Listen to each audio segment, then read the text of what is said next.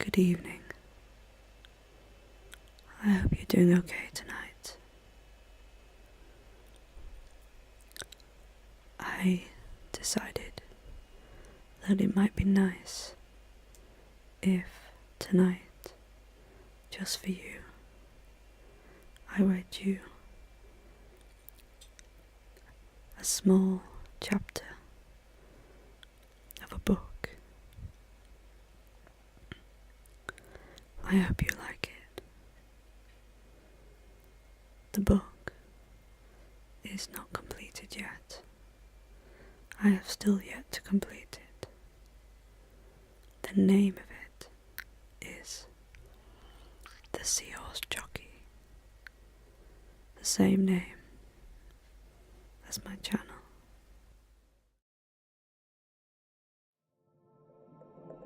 The Seahorse Jockey ASMR.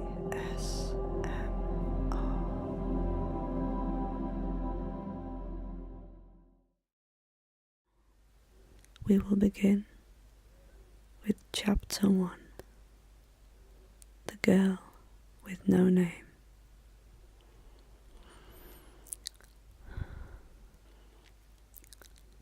The pure white sands sprawled out as far as the eye could see.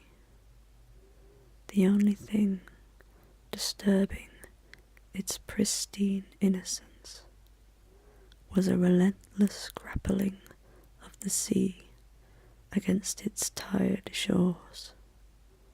And there, in the distance,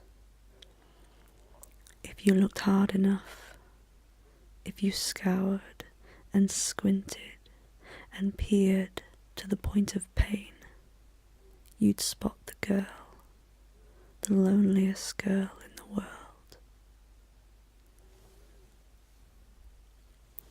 There, on a deserted beach, sat a girl so lonely she had no name to speak of.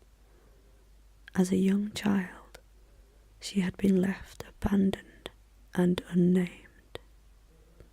She wandered the dirty, dusky streets of the city, looking for food and salvation. But this was a harsh land, where only the rich ruled. Only the wealthy were given respect and perceived to be beautiful. The tall, well-dressed, hand-tailored strangers commuted in their droves, barging through the simpering city streets, each one ever late to an important meeting.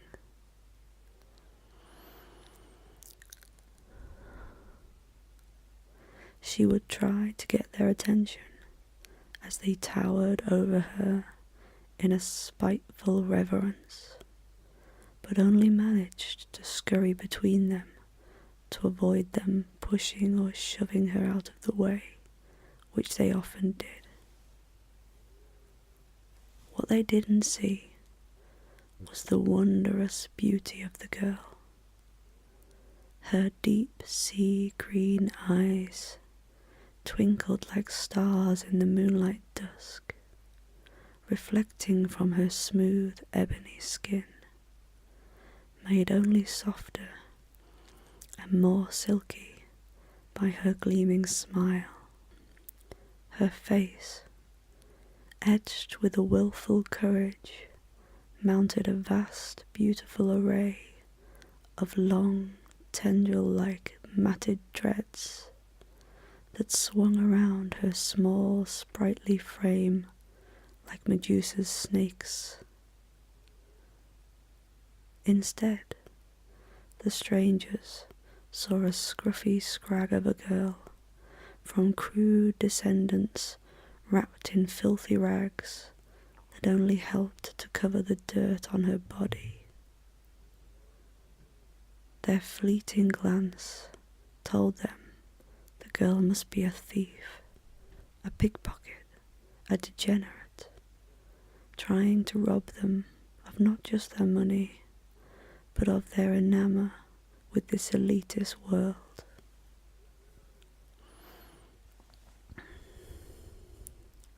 She never stole. She ate from bins, from leftovers. She washed in the sea and lived from the leftovers of the city dwellers. There was enough to feed and clothe a child just. Because of this, she never got into trouble with the police, and nobody knew her. She was invisible, just a lost child surviving.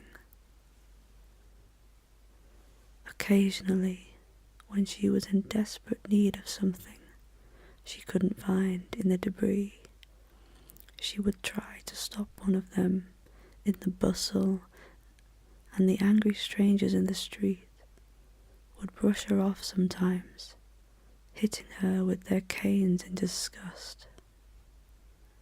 They asked her what her name was so they could report her to the authorities. And she would reply, "No name?" Then, believing she was a savage with no English tongue, they presumed that was her given name. And so, that is what she became. No Name was her name. No Name lived on this beach. She preferred it tremendously to the city and to the towns and malls where the other homeless children lived.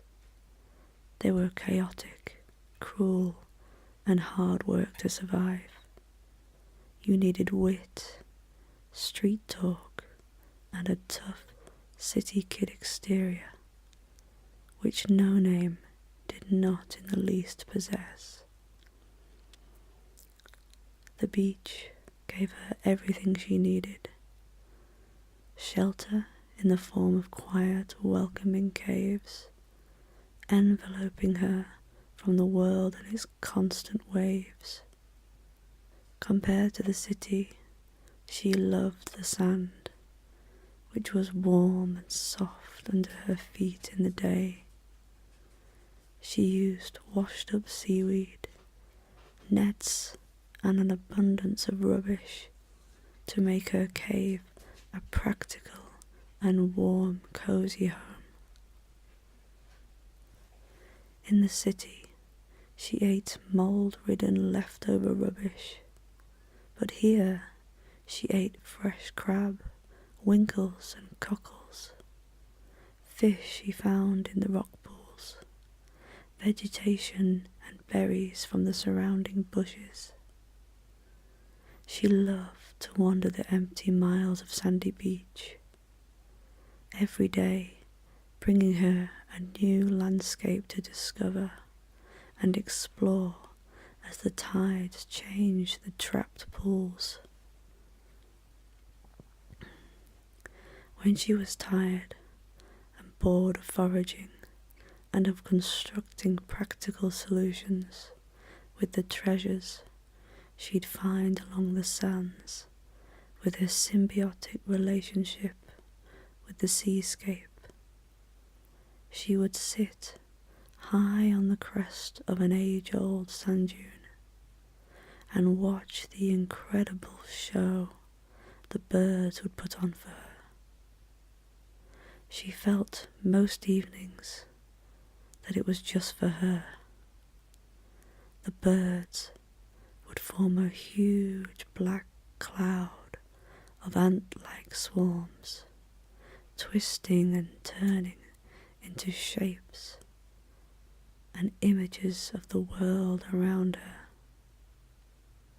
Then, in the same lustful seasons, every year the whales would come and also put on a show for her, bragging mightily with their mammal masculinity, slamming into the waves with the full force of their bodies and flipping their tails in a psychic defying, immensely graceful dance that mesmerized her for hours every time.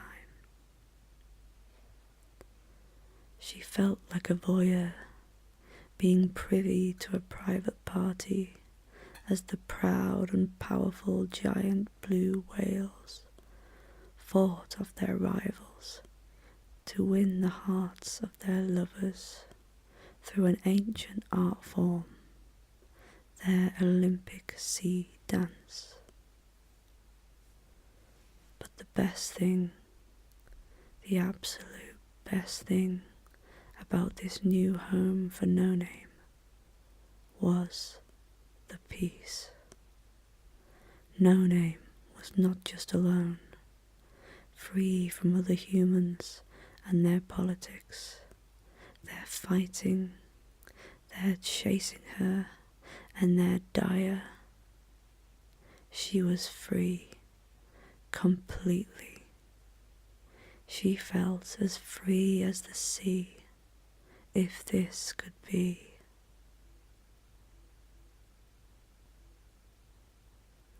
No Name had no formal education, so had never heard of Poseidon, the king of the sea, but she was the queen of the beach, this beach. A girl with no name she may have been, at least in the eyes of the city dwellers, and no persons to love her, to adore her, but in her own right, she was the matriarch of this lonely land, and she didn't even know it. She didn't know how special she was, but there was another kind that did.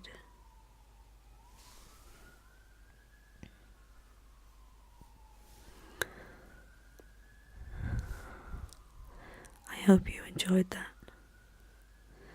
That was the first chapter of a book I am still very much trying to write. I find it difficult to finish the book and the chapters because I'm a little insecure about my writing, and I find writing is incredibly draining, and because I have a disability and a chronic illness, writing drains me, and so I find it even more difficult than normal. But I have got 3 other chapters, so let me know your thoughts, if it's okay, if you want to hear any more. And I really hope you have a great evening, a great night. I hope you sleep soundly and peacefully, and I want to wish you all well. Take care.